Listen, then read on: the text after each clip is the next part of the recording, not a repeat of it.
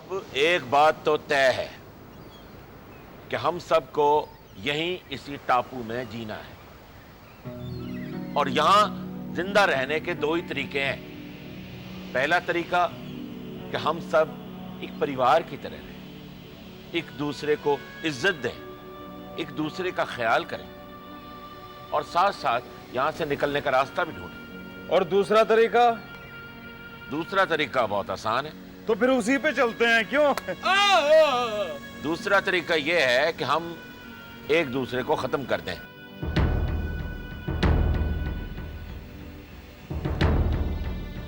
Uncle, इन नारियल और केलों से कब तक पेट भरेंगे हम अपना? कब तक चलते रहेंगे हमारे ये लाइटर्स और परफ्यूम्स? यहां रहना बहुत मुश्किल है और ऐसे घटिया लोगों के बीच तो नामुमकिन है। यहाँ मुश्किलें तो हैं, मगर हमें उनका सामना करना पड़ेगा।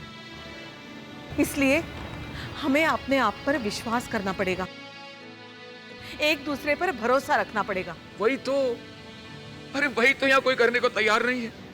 अब आप बताइए सरदार जी, किसने मेरी बात मानी? नहीं ना। तुम चुप करो, समझे? भास्कर चुप कर जरा, पहले इसकी बात सुन तो लो। ऐसे तो हम किसी भी नतीजे पे नहीं पहुंचेंगे। बोलो डीके, क्या कहना चाहते थे?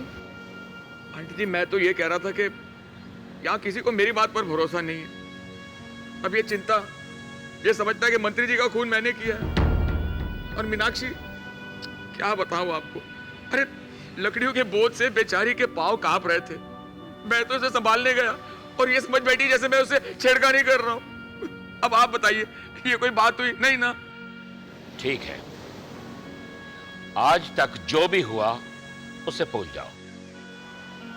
आगे से अगर किसी ने कभी भी कोई भी गलत हरकत की तो सब मिलकर उसे सजा देंगे। हाँ, अगर हम सब एक साथ हैं तो भगवान भी हमारे साथ है।